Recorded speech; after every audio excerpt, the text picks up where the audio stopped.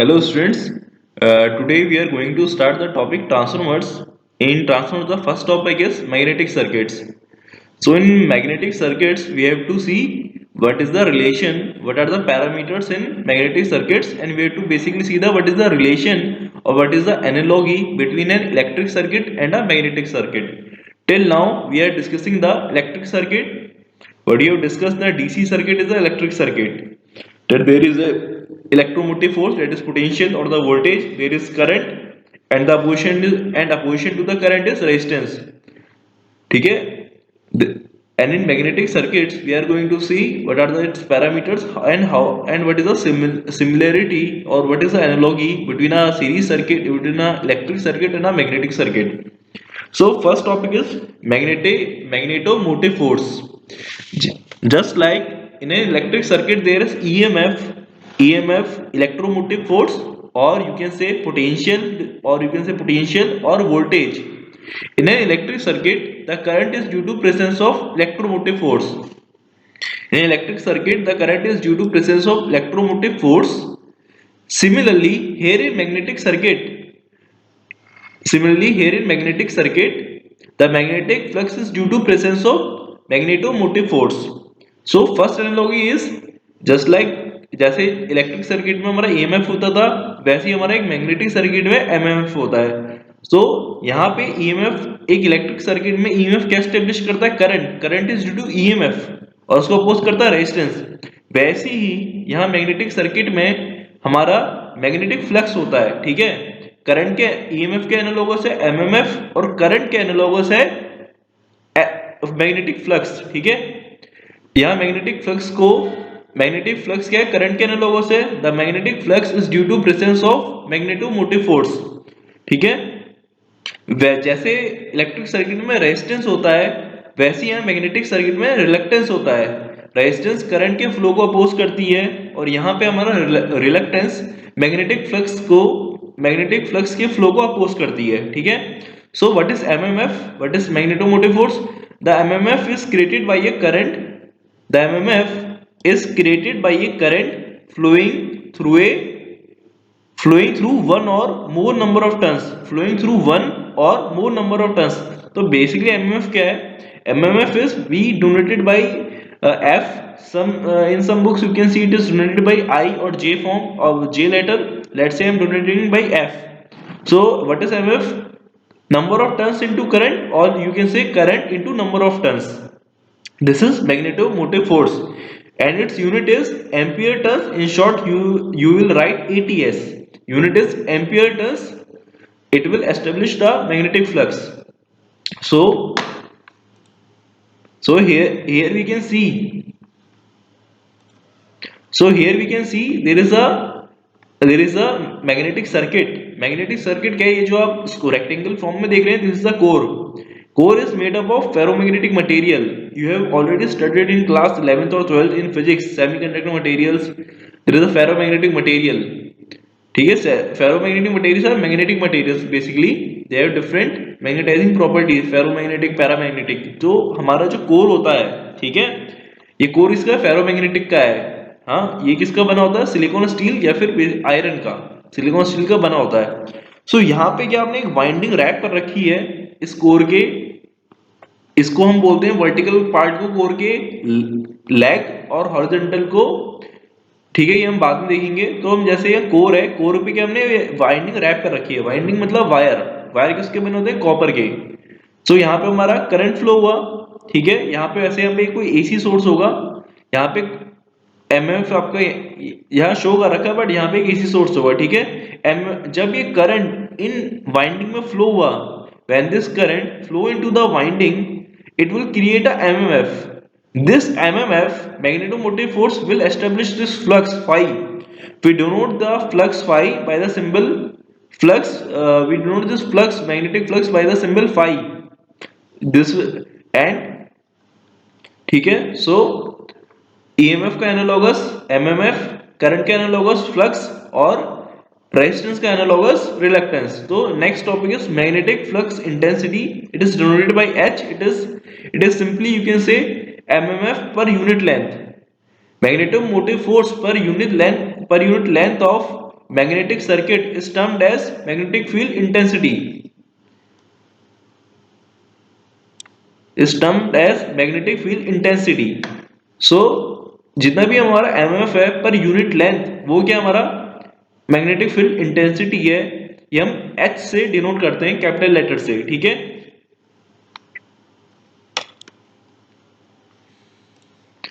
तो हमारी एच क्या हमारा, तो एच क्या हो गया, current into number of turns that is MF per unit length, L is the mean length of this core path that is mean length of this core length ABCD. तो MF को हम F by I, तो इसकी unit क्या हो गई हमारी magnetic field intensity की, ampere turns per metre. So this magnetic field intensity is directly proportional to the current, ये जो एच है हमारा किसके प्रोपोर्शनल है, directly proportional to the current. L is the mean length of the magnetic circuit. अब आती है हमारी permeability of free space. Free space मतलब क्या है, जहां वैक्यूम हो, ठीक है, या नॉन मैग्नेटिक मटेरियल्स के लिए म्यू नॉट होता है। Mu naught is capital B upon capital H। What is this capital B? This is magnetic field density. Magnetic flux क्या है, फ्लक्स इज बेसिकली जो हमारी मैग्नेटिक फील्ड लाइंस जा रही हैं, ठीक है, मैग्नेटिक फील्ड लाइंस को हम फ्लक्स बोलते हैं। A bundle of magnetic field lines that is flux only. And magnetic field density is flux पर unit area. Flux magnetic flux पर unit area, per unit cross section area is called as magnetic field density. कि हमारी इतना flux हमारा पर unit area में है। तो जो हमारी मैग्नेटिक फ्लक्स फाई है, इसकी यूनिट होती है वेबर, ठीक है, unit of magnetic flux is weber. Similarly जो हमारी मैग्नेटिक फ्लक्स डेंसिटी है, डेंसिटी हम डिफाइन करते हैं या तो हम पर यूनिट वॉल्यूम में या फिर पर यूनिट एरिया में। तो यहाँ पे हमारी फ्लक्स डेंसिटी क्या है, पर यूनिट एरिया, ठीक है, ये आपने पहले भी स्कूल में पढ़ा होगा, फ्लक्स पर unit area. So mu not is for vacuum और non magnetic materials. Its value you have to remember 4 pi into 10 to the minus 7 Henry per meter. So you can define this relation, magnetic field density and magnetic field intensity. The relation is B is equal to mu naught H. ये किसके लिए, vacuum के लिए है। But अगर हम किसी, अभी जो हमारा कोर है, कोर क्या है हमारा, वैक्यूम तो है नहीं। In core we have this, core किसका बना हुआ हमारा, सिलिकॉन, स्टील या आयरन का, एक फेरोमैग्नेटिक मटेरियल का। तो ये वैक्यूम तो है नहीं, तो यहाँ पे हमारा एक और टर्म आएगा म्यू आर, ठीक है। So I have defined below here magnetic field density, where B is defined as magnetic flux density per is defined as magnetic flux per unit cross sectional area of the core is called magnetic flux density. B is equal to phi upon A. इसकी unit क्या होती है, weber per metre square. Flux की unit क्या है, weber है, area की metre square, तो यूनिट ये होगी वेबर पर मीटर स्क्वायर। और वैसे इसकी यूनिट तो ये टेस्ला, मैग्नेटिक फ्लक्स डेंसिटी किस में डिफाइन करना है, टेस्ला में। सो अब ये जो फॉर्मूला हमारा B is equal to mu H, ठीक है, you can see here B is equal to mu H। ये formula where mu is mu naught into mu r and where mu r is relative permeability of magnetic material, ठीक है। अभी mu naught किसका है, एक vacuum के लिए या फिर हमारा कोई भी नॉन मैग्नेटिक मटेरियल है। बट हम यहाँ पे जो हमारा कोर है, core is a magnetic material, इस कोर की कुछ परमेबिलिटी होगी खुद की, दैट इज रिलेटिव परमेबिलिटी। हर एक कोर मटेरियल की, ये मेरा मटेरियल फेरोमैग्नेटिक है या फिर मेरा मटेरियल पैरामैग्नेटिक है, मेरा डायमैग्नेटिक है। पहले हमारा व्हाट इज परमेबिलिटी, परमेबिलिटी क्या होगी, नाम से आपको क्या पता चल रहा है, परमिट। कोई भी मैग्नेटिक मटेरियल कितने इजीली अपने से मैग्नेटिक फील्ड लाइंस को पास होने के लिए परमिट कर रहा है, दैट इज परमेबिलिटी ओनली, ठीक है। किसी मटेरियल की, किसी कोर मटेरियल का अगर म्यू आर हाई है, दैट इज वो बहुत ही इजीली अपने से मैग्नेटिक फ्लक्स लाइंस को पास होने के लिए परमिट कर रहा है। Permittivity tells you about the how easily a material permitting the magnetic field lines to pass from it. तो हमें ऐसा मटेरियल चाहिए जो जिसकी परमिटिविटी ज्यादा से ज्यादा हाई हो। So here we go for ferromagnetic materials, ठीक है। सो B is mu naught into mu r। अगर आपसे कहीं कोई पूछ लेता है what is the unit of this, mu naught की यूनिट क्या है, henry per metre. What is the unit of mu r, that is relative permittivity, that is mu upon mu naught, it is unitless. So remember in case of objective question mu r is unitless. So next topic is reluctance. Reluctance is just like in electric circuit we have the opposition to the current is due to resistance. The opposition to the current in an electric circuit is due to resistance. वैसे ही similarly in magnetic circuit the opposition to the magnetic flux is due to reluctance, ठीक है। The opposition offered by magnetic circuit to magnetic flux is called reluctance. It is analogous to resistance in electric circuit, ठीक है। ये resistance के analogous है। So what is reluctance? L upon mu naught है। L is mean length of the core, A is cross sectional area। Cross section area क्या होता है? जैसे ये जो इतना एरिया है, ठीक है, ये कितना कोर हमारा चौड़ा है और कितना ये है, उसकी डायमेंशन क्रॉस सेक्शनल एरिया होती है। Mean length is total length, एक तरह से इसके parameter kind of. So reluctance is L upon mu naught A. You have to remember the unit of reluctance. It can be asked in a objective question. Reluctance unit is ampere turns per Weber। अभी unit कैसे आती है ampere turns पर weber कैसे आती है आपको पता चल जाएगा, ठीक है। Where mu is mu not into mu r and A is area of cross section normal to flux path. ये कौन सा एरिया हम बात कर रहे हैं? जो फ्लक्स पाथ के नॉर्मल है, ठीक है। हमारा रेजिस्टेंस क्या होता है? हमारा रेजिस्टेंस क्या होता है? Rho upon resistivity into length upon A, ठीक है। और हमारा रिलक्टेंस क्या? L upon mu not A, ठीक है। अब परमियंस क्या होता है, ठीक है। अब जो हमारा रेजिस्टेंस है उसका रेसिप्रोकल क्या होता है? कंडक्टेंस, ठीक है। इन electric circuit the reciprocal of resistance is conductance and reciprocal of resistivity is conductivity. Similarly here the reciprocal of this reluctance RL is permeance। permeance is also कि कोई कोर फ्लक्स लाइंस को कितने easily pass करने दे रहा है, ठीक है। Reluctance क्या है कि कोर है उसकी कुछ हर एक पाथ की रिलक्टेंस है, ठीक है। वो कितना अपोजिशन मैग्नेटिक फ्लक्स को दे रहा है। जैसे हमारी एयर है, हमारी जो एयर है वो बहुत ज्यादा रिलक्टेंस देती है फ्लक्स को। Flux can not travel in the air, ठीक है, कि फ्लक्स हमारा एयर में ट्रेवल नहीं कर पाएगा because there is very high reluctance और opposition to the magnetic flux. इसलिए हम that's why we use core. हर एक कोर मटेरियल की अपनी कुछ रिलक्टेंस है, तो हमें ऐसा कोर मटेरियल चाहिए जिसकी रिलक्टेंस कम से कम हो।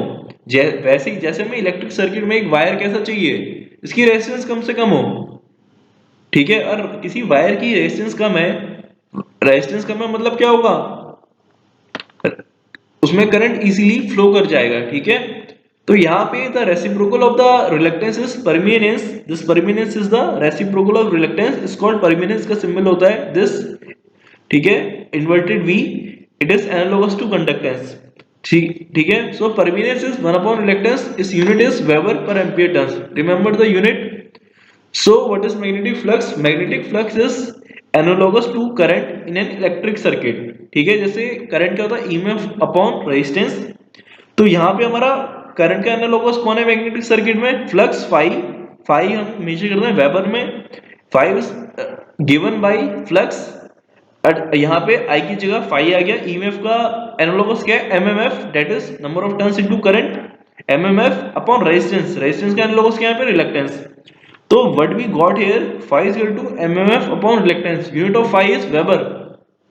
so you can see reluctance की यूनिट क्या आ गई? आपको पता है mmf की यूनिट क्या है? एम्पियर टर्न्स, ठीक है।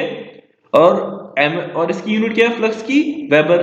तो रिलक्टेंस को अगर आप इंटरचेंज करेंगे फ्लक्स से तो रिलक्टेंस क्या यूनिट आ जाएगी? एम्पियर टर्न्स पर वेबर, ठीक है। और परमिनेंस की weber per ampere turns. So you can see flux is inversely proportional to resistance और flux is directly proportional to MMF. Basically जो आपका करंट है, ये जो एमएफ है ये ही फ्लक्स को एस्टेब्लिश कर रहा है, ठीक है। जितना करंट हाई होगा उतना ही हमारा फ्लक्स इजीली एस्टेब्लिश हो जाएगा। या फिर यू कैन आल्सो से जितनी रिलक्टेंस जो एक पाथ की रिलक्टेंस जितनी कम होगी उतनी कम में हमारा एक गिवन अमाउंट का फ्लक्स एस्टेब्लिश हो जाएगा, ठीक है। अब हमारा BH कर्व आता है मैग्नेटाइजेशन कर्व, ठीक है। BH curve is also called as magnetization curve. ये कर्व किसके बीच में है? If there is a question define BH curve, you have to write down the BH curve is defined between the magnetic flux density plus versus magnetic flux intensity. H is magnetic flux intensity, ठीक है। इसको हम magnetisation curve भी बोलते हैं। BH curve is also called magnetization curve और saturation curve, ठीक है, is the plot of flux density as the magnetic flux intensity H is varied. अब देखिए जो हमारा यहाँ पे I forgot to write, it is a non linear from 0 to a। जो हमारा मैग्नेटिक फ्लक्स डेंसिटी है कोई भी अभी आप what is the relation between, if I ask you what is the relation between B and H. अभी आपको relation बताया ना बी एंड एच के flux density B and H के बीच में क्या रिलेशन है, B is equal to mu H. ठीक है, I have told you what is the relation between B and H, B is equal to mu H and mu is mu not into mu R. तो mu R क्या है हमारा, mu R क्या है, B upon mu not H. ठीक है, B upon mu not H. So जो इस ग्राफ जो है, ये जो ग्राफ है बी एन एच का, ये आपको क्या बता रहा है, it is telling us about the mu r. हमें कोई भी मैग्नेटिक मटेरियल का, कोई भी core material, let's say ferromagnetic, paramagnetic और डायमैग्नेटिक कोई भी मटेरियल है, उसका जो म्यू आर है, उसका ये स्लोप क्या बता रहा है, म्यू आर बता रहा है। ठीक है, तो जो म्यू आर है हमारा, जैसे जैसे यहाँ पे हम क्या बता रहे हैं, as we start increasing the magnetic flux intensity और यू कैन से करंट, जैसे जैसे हम H is N I number of turns into current, so H is directly proportional to current. Number of turns तो constant ही हमारे, current is varying. As we start increasing the current, तो हमारा जो flux density पहले increase करेगा, it will increase in a non linear manner. ठीक है, म्यू आर की जो वैल्यू होगी पहले वो क्या कांस्टेंट नहीं है, इट इज चेंजिंग, जैसे हर पॉइंट पे हमारी चेंज कर रही है वैल्यू है। ठीक है, स्लोप हमारा क्या है, नॉन लीनियर है, it means slope is changing at every point. ठीक है, from 0 to a it is changing, from a to c our mu r is constant. ठीक है, a to c में क्या है हमारा कांस्टेंट है, म्यू आर इज कांस्टेंट।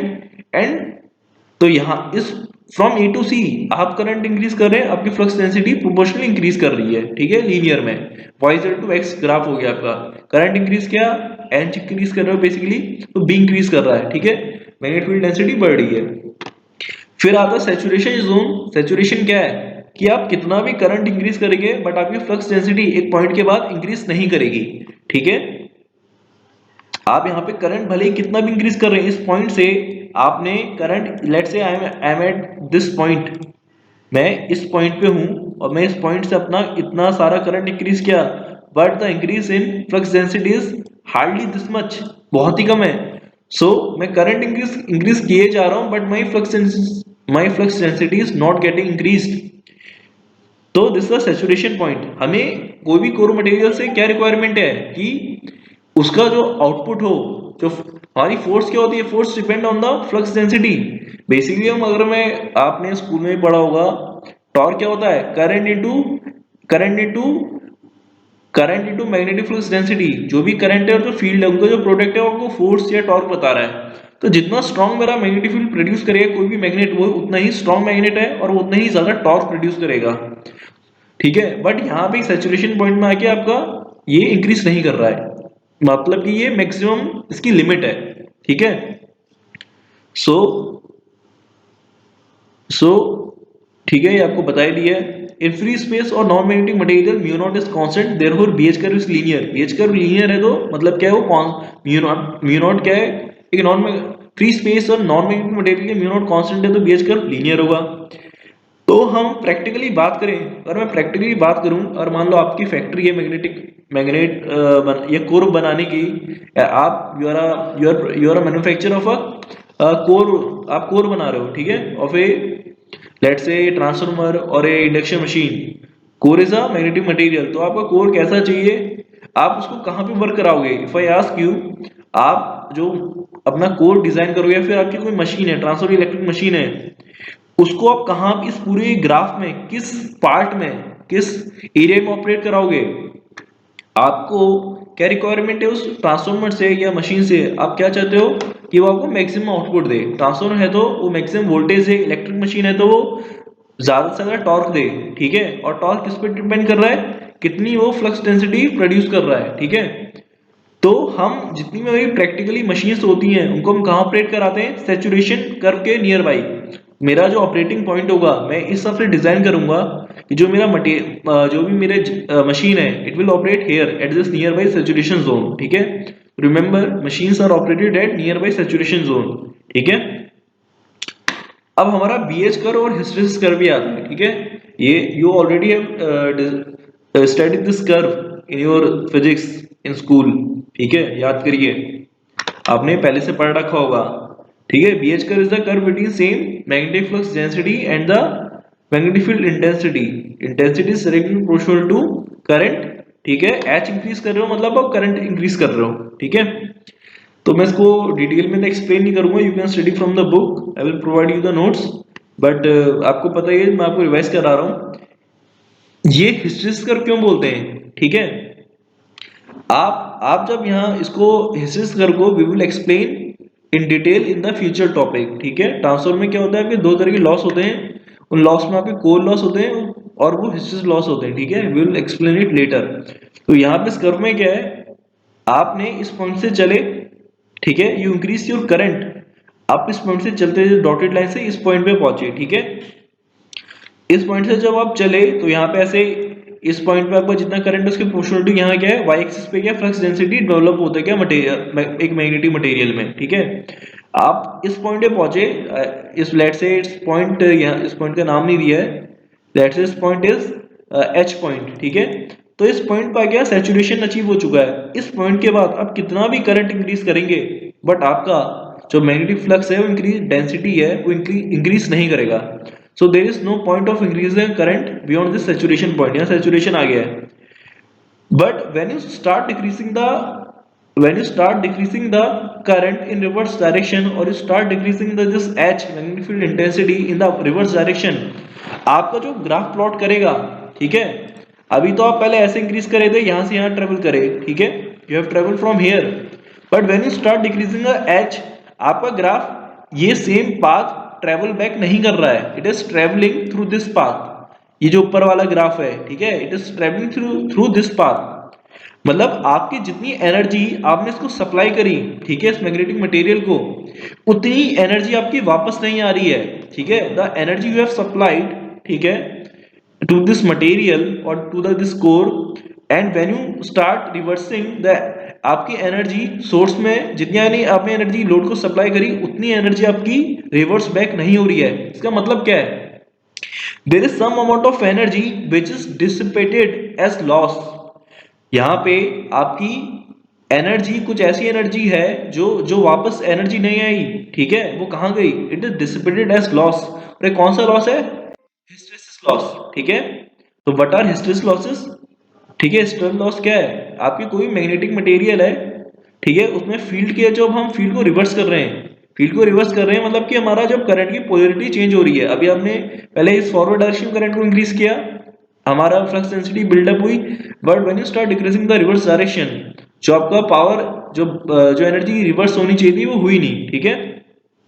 सो अगर हम when I start decreasing from this point and when I reach to the origin, at my origin point, my इस ओरिजिन पे क्या है, इस पॉइंट पे, ठीक है, एट ओरिजिन पे क्या आपका, at point O, what is the value of my magnetic field intensity at point O, ठीक है, एट पॉइंट O, और let's say at point B, इस पॉइंट की बात करें, ठीक है, इस पॉइंट पे क्या है, मेरा जो x एक्सिस है वो क्या ओरिजिन पे है, ठीक है, जो मेरा x एक्सिस का कोऑर्डिनेट है इट इज 0, मतलब कि मेरा सर्किट में जो मैग्नेटिक फील्ड इंटेंसिटी है, करंट है वो 0, but still there is some flux left और flux density left in the circuit, ठीक है। अभी भी क्या यहाँ पे क्या है, B is H is equal to 0 but flux density is not 0।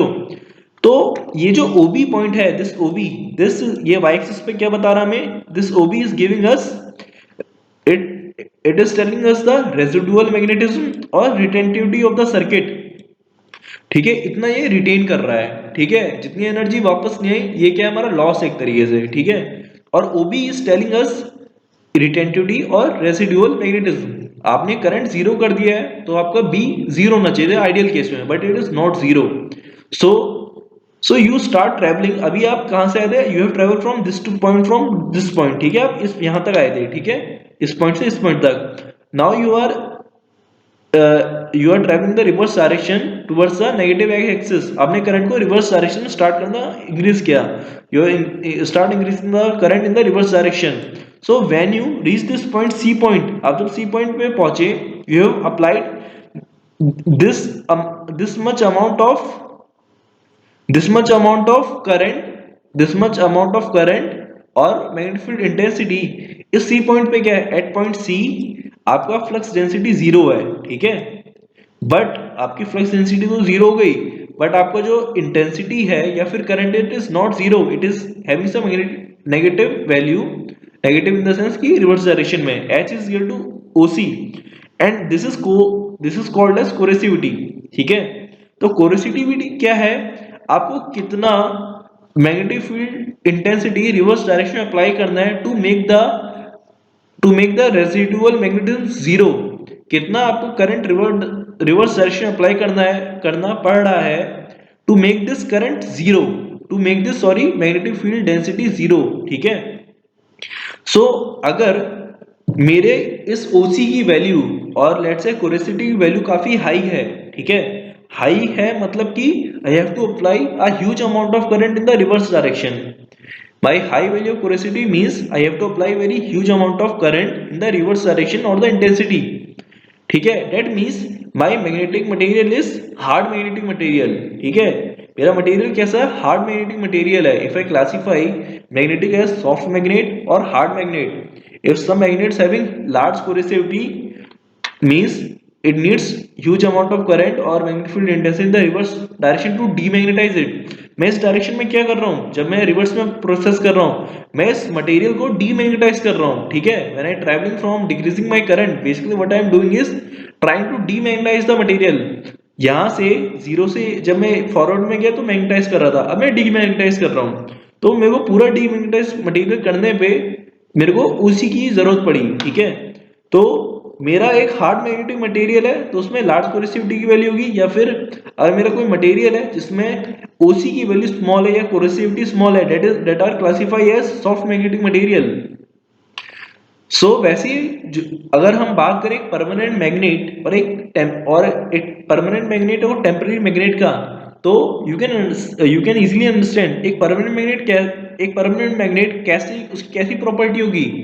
वैसे what are the properties of a permanent magnet, अगर मैं आपको बोलूं ओबी और कोरेसिविटी एंड रिटेंटिविटी के टर्म्स में आप एक परमानेंट मैग्नेट और एक टेम्पररी मैग्नेट को डिफाइन करें, specially in terms of coercivity. So a permanent magnet is hard to magnetize and hard to demagnetize। एक परमानेंट को मैग्नेटाइज करना भी टफ है और डीमैग्नेटाइज करना उससे भी tough. That means a permanent magnet has la high coercivity, ठीक है, ओसी की वैल्यू परमानेंट मैग्नेट के लिए बहुत हाई होगी।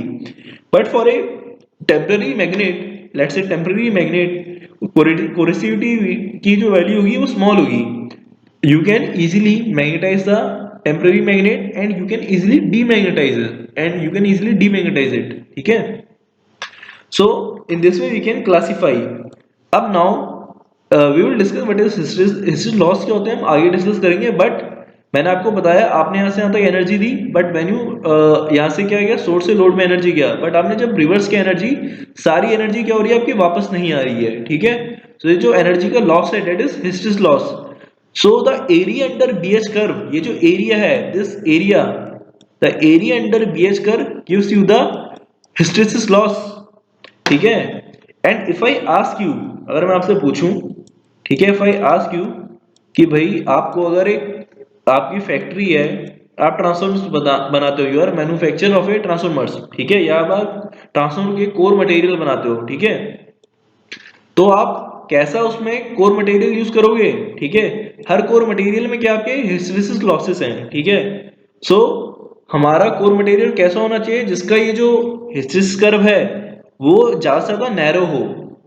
Area under hysteresis curve must be minimum age possible. If I ask you what is the ideal nature of A core material in terms of hysteresis curve, तो उसे hysteresis loss क्या होना चाहिए, minimum होना चाहिए, losses should be minimum. इसका मतलब जो एरिया अंडर हिस्टेरिसिस कर्व है, बीएच कर्व है, वो मिनिमम होना चाहिए। मतलब हमारा कर्व कैसा होना चाहिए, लीनियर, और you can say narrow, narrow होगा तो एरिया कम होगा, ठीक है। So area under BH curve gives you the hysteresis loss for any core material। Therefore for any core material area under BH curve should be as small as possible to have small hysteresis loss। तो हम इस type के material use करेंगे core को बनाने के लिए, transformer के या कोई भी हमारी इलेक्ट्रिकल मशीन है, अदर ट्रांसफॉर्मर और इंडक्शन मशीन और any kind of machine which has small hysteresis loss which has small BH curve, ठीक है. So remember what kind of material we will use. तो इस हम कौन सा मटेरियल यूज करते हैं? We have this material. I keep on repeating this. Material को बोलते हैं CRGO.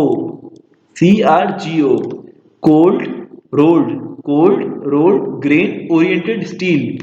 Cold rolled grain oriented steel.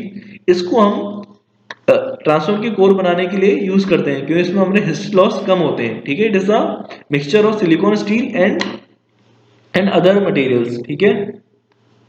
So magnetic circuit आप लोग के प्रॉपरली कोर्स में नहीं है, ठीक है, but still this much of definition can be asked and to understand what is transformers में को समझने के लिए, ठीक है. आपको मैग्नेटिक सर्किट से कोई भी न्यूमेरिकल नहीं आएगा.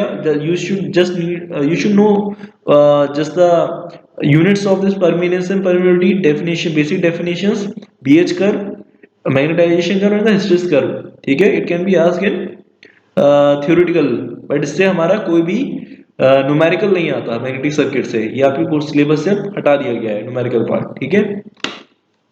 So we will continue in this topic in the, we'll start with the transformers in the next lecture. Okay, thank you.